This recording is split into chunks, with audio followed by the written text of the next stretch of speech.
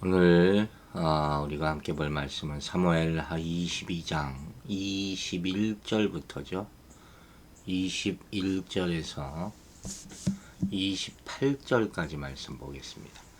여호와께서 내 공의를 따라 상 주시며 내 손의 깨끗함을 따라 갚으셨으니 이는 내가 여호와의 도를 지키고 악을 행함으로 내 하나님을 떠나지 아니하였으며 그의 모든 법도를 내 앞에 두고 그의 규례를 버리지 아니하였음이로다. 내가 또 그의 앞에 완전하여 스스로 지켜 죄악을 피하였나니 그러므로 여호와께서 내 의대로 그의 눈앞에서 내 깨끗한 대로 내게 갚으셨도다. 자비한 자에게는 주의 자비하심을 나타내시며 완전한 자에게는 주의 완전하심을 보이시며 깨끗한 자에게는 주의 깨끗하심을 보이시며 사악한 자에게는 주의 거스르심을 보이시리이다. 주께서 곤고한 백성은 구원하시고 교만한 자를 살피사 낮추시리이다. 아멘. 자, 오늘 이 시도 참 아름다운 고백, 구원의 고백을 보여주는 그런 시죠. 이제까지 하나님의 구원의 은혜를 얘기했다면 오늘 본문을 쭉 읽다 보면 자신의 삶을 내가 어떻게 살았는가 이것을 나타내 보여주고 있는 그런 내용이 나타나 있는 것을 볼 수가 있어요. 그러면서 조금 의아해하는 내가 이렇게 살아서 구원받은가? 이런 생각을 하게 될 수도 있을 텐데 그런 건 아니겠죠. 한번 내용 다시 보겠습니다. 21절부터 보세요. 여호와께서 내 공의를 따라 상 주시며 내 손의 깨끗함을 따라 갚으셨다. 그래서 상 주시다는 말은 보상하다는 의미죠. 그러니까 이 말은 악인 또는 의인에게 그 행한 대로 갚는 공정한 보응을 의미하는 말이에요. 따라서 다윗은 여기서 자신의 구원이 결코 우연한 것이 아니라 자신의 의의 결과다. 이렇게 말하고 있는 거예요. 그러면 이게 맞는 것 같지만 또 의문이 생기잖아요. 이게 바로 잘못하면 자기의라 하는 것이 될 수 있거든요. 자, 그러나 조금 더 깊이 보면 여기서 나타나는 의라 하는 것은 전혀 죄가 없는 상태, 곧 하나님 앞에서의 완전한 절대적 의를 말하는 것이 아니에요. 인간은 그럴 수가 없어요. 여기서 의는 뭐냐? 하나님을 대적하는 불의 또는 사악함과 대조되는 개념으로 봐야 되는 거예요. 그 의라는 것을 생각할 때 우리가 크게 이렇게 두 가지 개념을 생각해야 된다니까요. 완전한 의가 인간에게 없었잖아요. 에스겔에서도 나오잖아요. 노아, 다니엘, 욥 자기 의로 자기만 구원받는다. 제가 이 말씀 처음 들었을 때 참 큰 충격을 받았거든요. 아, 이런 말씀이 있구나. 의롭다는 사람들도 다 죄인이란 말이에요. 사실은 하나님이 의롭다 해주신 거지. 그러니까 여기서 의는 하나님과의 지속적인 친밀한 관계를 유지해 나가는 영적인 상태를 얘기하는 거예요. 하나님의 말씀을 순종하는 믿음의 상태. 그걸 의롭다 얘기할 수 있다는 거죠. 또 내 손의 깨끗함을 따라 갚으셨다. 손은 인간의 행위를 상징하잖아요. 손이 이 대표적인 우리 생각이 행위로 나타나는 그런 도구 아닙니까? 중요하죠. 이 말은 죄와 불의로부터 떠난 다윗의 상태, 깨끗한 행위, 그것을 지금 말하고 있다. 우리가 생각할 수 있겠죠. 22절과 23절에 이렇게 말합니다. 이는 내가 여호와의 도를 지키고 악을 행함으로 내 하나님을 떠나지 아니하였으며 그의 모든 법도를 내 앞에 두고 그의 규례를 버리지 아니하였음이니라. 여호와의 도를 지켰다. 앞서 말한 다윗이 의로 말미암아 여호와께 상을 받은 이유와 또한 자신의 손 행위가 깨끗하다고 고백할 수 있었던 근거가 여기 나타납니다. 그게 바로 의의 길, 정결의 길인 여호와의 도를 지켰기 때문이다. 율법이죠. 그걸 지키려고 살았다. 이 바로 하나님이 당신에게 백성들에게 제시하신 규례와 율례를 가리킨다. 23절에 그 설명이 계속 나오는 거예요. 그 규례와 율례의 길에서 좌우로 벗어나지 않고 온전히 붙들고 쫓았다. 하나님의 말씀을 지키려고 노력했다. 모든 말씀과 교훈에 따라 살려고 했다 하는 것이죠. 그리고 구약적인 의미에서 의라는 것은 이 윤리적이고 도덕적인 측면보다는 법적인 뉘앙스가 더 짙다고 할 수가 있죠. 그래서 우리한테 좀 낯설게 느껴지는 거예요. 하나님이 제시한 율법, 규범 이런 게 있지 않습니까? 사실 우리가 주일날 계속 배우고 있는 지금 10계명이죠. 그것과 일치하는 삶을 사는가, 거기에 순응하는가, 그렇지 않은가에 따라서 의와 불의가 판가름 나게 되는 거예요. 그런데 사실 하나님만이 절대 의를 소유하시지 않았습니다. 그래서 인간에게 제시한 모든 법도는 그냥 율법으로 받아들이는 힘들게 느껴지는 그것이 아니라 그 안에는 바로 당신의 성품이 담겨져 있다는 거예요. 우리는 율법을 딱딱하게 보면 안 돼요. 그 안에 담겨지는 하나님의 사랑을 봐야 된다는 것이죠. 어쨌든 다윗은 자신의 의와 정결과 완전함을 하나님께 보임으로 말미암아 하나님께서 구원해 주시고 은혜를 베푸셨다.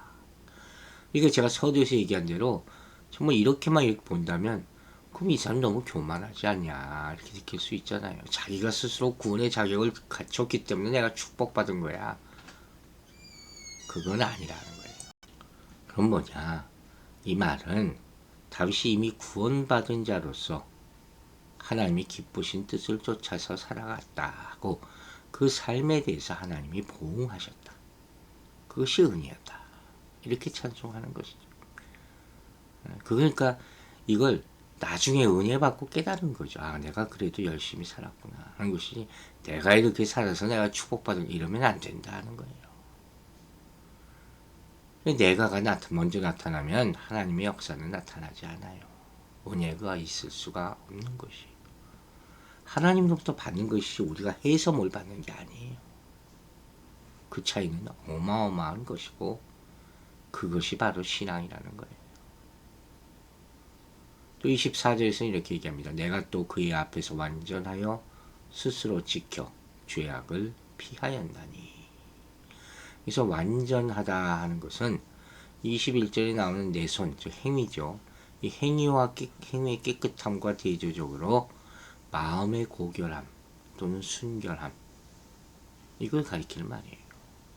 특히 이 말은 욥의 순전한 마음이라는 표현이 있잖아요. 여기 적용된 용어죠. 그 마음에 사악한 생각이 전혀 없는 상태. 욥이 그렇게 의로운 사람이었다고 욥기 1장부터 나오지 않습니까?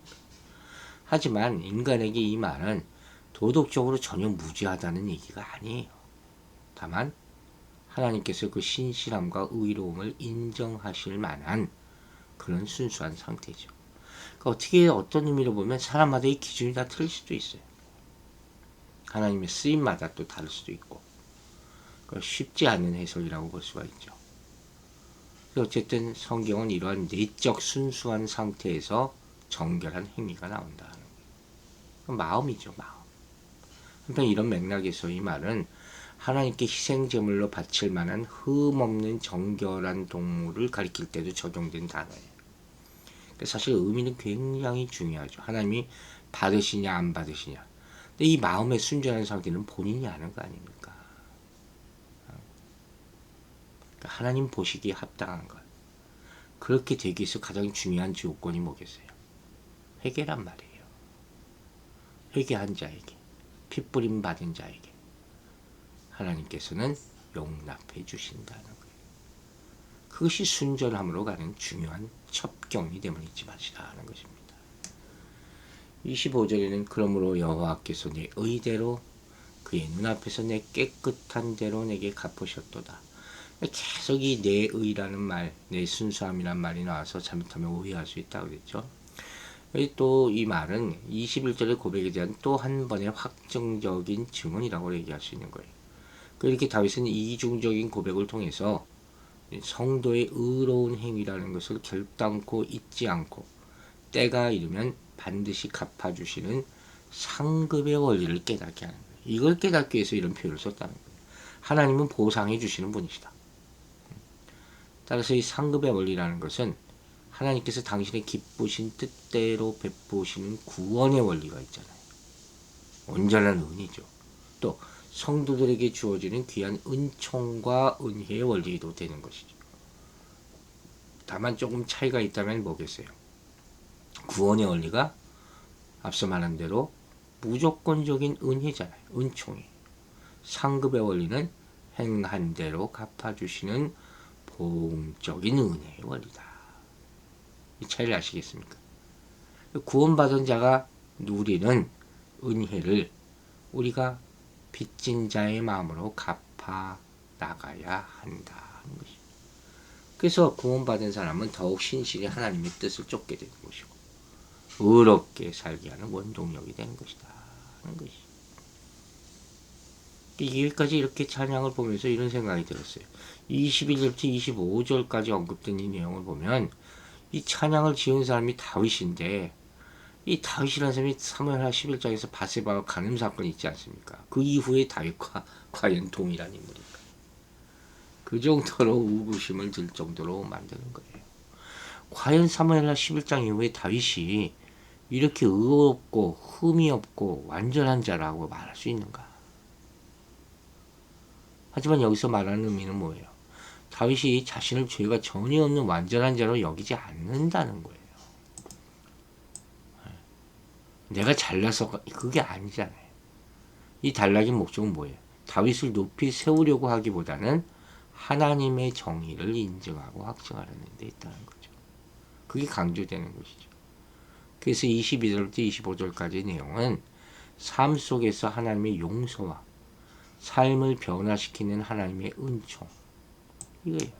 이걸 경험한 다윗의 실제 고백, 이것을 얘기하고 있다. 이런 고백은 뭐 아무리 많이 해도 부족함이 없죠. 또 한 가지 주목할 것은 자신을 의롭고 완전한 자로 고백한 사람이 성경의 다윗뿐만 아니라는 거예요. 욥도 그렇잖아요. 자신을 의롭고 완전한 사람이었다. 그럼에도 불구하고 사람들에게 웃음거리가 되었다. 솔로몬도 아버지 다윗에 대해서 주의 종 내 아버지 다윗이 성실과 공의와 정직한 마음으로 주와 함께 주 앞에서 행했다. 열왕기상 3장 6절에 이런 말이 나오거든요. 인간이 인간을 칭송하는 것은 뭐 어떻게 하겠습니까? 또 열왕기상 11장 4절에는 이 솔로몬에 대해서 이렇게 얘기하기도 해요. 왕의 마음이 그의 아버지 다윗의 마음과 같지 아니하여 그의 하나님 여호와 앞에 온전하지 못하였으니. 또 왕상 14장 8절 보면 너는 내 종 다윗이 내 명령을 지켜 전심으로 날 따르며 나보기에 정직한 일만 행하였음과 같지 아니하고 다윗과 비교하는 거죠. 그 다윗의 삶, 이제까지 우리가 봤던 삶과 하나님이 다윗을 평가하는 그 내용과 참 큰 괴리가 있다는 거예요. 이게 우리에게 좀 힘든 것 같아요. 다윗이 저지른 죄도 우리가 알고 평생 동안 전쟁했음도 알고, 이게 하나님께서 다윗에게 대해서 얘기한 하나님 마음에 합한 자라는 표현이 참 오묘하고도 우리가 추구해야 할 것, 궁극적인 마음이 아닌가. 하나님께 인정받는 그런 의로움, 그게 필요하지 않을까 하는 생각을 다시 한번 해봅니다. 이제 26절 27절 봅니다. 자비한 자에게는 주의 자비하심을 나타내시며 완전한 자에게는 주의 완전함을 보이시며 깨끗한 자에게는 주의 깨끗함을 보이시며 사악한 자에게는 주의 거스름을 보이시리이다. 이 말은 21절부터 25절까지 자신의 상급이 결코 우연한 것이 아니라 하나님을 향한 자신의 순전한 마음과 깨끗하고 의로운 결과였다는 것을 다시 밝히잖아요. 여기서는 하나님의 보편적인 진리를 도출해내는 거예요. 26절, 27절은 당연한 원리 아닙니까? 즉, 인간에 대한 하나님의 보상은 하나님을 향한 인간의 행위 여부에 따라 결정된다는 거예요. 하나님의 은혜로 오면 구원받지만 심판 때 위해서는 우리가 행위로 판단된다는 거, 이걸 잊지 말아야 돼요. 다윗은 이러한 진리를 그동안의 자기 삶의 경험을 통해서 확신하고 이것을 선포하는 것이죠. 여기서 말하는 자비한 자는 뭡니까? 사랑을 품은 자예요. 여기서 사랑은 인간과 인간 사이 일반적인 사랑을 의미하는 것이 아니라 하나님을 향한 경건한 사랑을 말하는 거예요. 그래서 이 말은 하나님을 사랑하는 경건한 자를 의미한다고 볼 수 있는 것이죠. 즉 다윗은 자기 안에 하나님의 도움을 받을 만한 태도와 중심이 있었다는 거예요. 아까도 얘기했지만 이게 뭔지 우리가 깨달아야 된다니까요. 그래서 하나님이 자신을 도우셨다는 거죠. 그게 원인이 아니라 하나님의 은혜라는 거예요. 이는 자기 행위나 자기를 자랑하는 말이 아니에요. 우리가 우리에게 죄 지은 자를 사하여 준 것 같이 우리를 사하여 달라는 주기도문의 내용이 있지 않습니까? 주님의 은혜에 합당하게 살려고 노력하는 그런 마음이에요. 여기 실패가 없는 게 아니에요. 좌절이 없는 게 아니에요. 다시 회개하고 다시 일어나려고 하는 마음이죠. 그러면 하나님은 자비를 베푸는 자에게 자비를 베푸시는 거예요. 그것이 하나님이 기뻐하시는 삶이기 때문이죠. 행위가 완전한 자를 기뻐하신다고 했어요. 그분이 완전하기 때문이죠. 하지만 우리는 완벽할 수 없고 자비롭지도 못하잖아요. 다만 최대한 그렇게 살려고 노력할 뿐이죠. 그렇게 하다 보면 하나님을 경험하게 된다. 가까이 가게 된다는 거예요. 이게 바로 우리 중심을 보시고 하나님 베푸시는 은혜이다. 그걸 깨닫게 되길 바랍니다. 또 여기서 말하는 깨끗한 자라는 것은 자신을 온갖 세속의 더러움과 죄로부터 분리시켜서 날마다 의로움과 순수함을 추구하는 거룩한 자를 말하죠. 사특한 자는 뭡니까? 생각과 행동에서 하나님의 뜻으로 벗어나서 왜곡되고 삐뚤어지는 거죠. 주의 거스림을 보이시리라. 이런 모습을 보고 사특한 모습을 보면 역겨움을 느낀다는 거예요. 하나님께서. 그 본성이니까. 거룩함이 하나님의 본성이니까. 하나님의 말씀과 뜻에 대해서 삐뚤어지고 왜곡된 행동을 하는 사특한 자에게 하나님께서도 거칠고 심술궂게 대해서 그를 낭패와 절망의 구렁텅이로 몰아넣을 것이다. 그 말씀이죠. 마지막 28절 이렇게 나와있어요. 주께서 곤고한 백성은 구원하시고 교만한 자를 살피사 낮추시리이다. 당연한 말씀이겠죠. 다윗은 겸손한 자와 교만한 자를 대조시켜서 의인과 악인에 대한 하나님의 공정한 보상을 명확하게 보여주는 거예요. 오늘 본문의 핵심은 서두에 말했듯이 보상이에요. 보상 원리. 곤고한 백성이라는 건 뭐예요? 억압받고 겸손한 경건한 무리. 교만한 자는 부와 권세를 자랑하는 경건치 못한 무리가 아닙니까? 그래서 다윗은 결국 자신을 이 곤고한 백성의 범주에 포함시켜서 이 백성에 대한 하나님의 보상을 자신의 과거 경험을 통해서 고백하고 있는 거예요. 우리도 이와 같은 고백을 해서 진정한 하나님의 은혜 가운데 머물게 되기를 주의 이름으로 축원합니다. 기도하겠습니다. 아버지 감사합니다. 말씀을 묵상할수록 하나님의 큰 은혜를 우리가 느끼게 하심을 감사드립니다. 우리를 불쌍히 여기시는 하나님의 그 은혜를 항상 깨달아 알게 하시고 우리에게 자비를 베푸시고 우리 행위에 따라 보상해 주시는 그 놀라운 사랑을 깨닫고 감사하는 마음으로 주께 영광 돌리는 심령들이 되게 하여 주시옵소서. 우리가 어찌 의로울 수가 있겠습니까? 우리 의롭다는 것이 한낱 거품 같은 것에 불과한 것인데 하나님 보시기에 항상 부끄러운 마음으로 오늘 이 아침에도 엎드리오니 우리 모든 죄를 용서하여 주시고 그러나 그 죄를 사해 주시고 가려 주시는 그 놀라운 의로 우리를 덮어 주시옵소서. 추워지는 날씨 가운데 우리 성도들 안전하게 오늘 하루도 지켜주시고 일터에서나 가정에서나 어느 곳에서나 주의 따스한 성령으로 보호하여 지켜주시옵소서. 병상에 있는 하나님의 아들 아버지 깨워주시고 그 감각과 모든 것이 더 확실히 회복되게 하여 주시고 먹고 마시는 모든 것으로 인하여 그 기쁨을 깨닫고 하나님께 영광 돌리는 하루 되게 축복하여 주시옵소서. 감사드리며 예수 그리스도의 이름으로 기도했습니다. 아멘.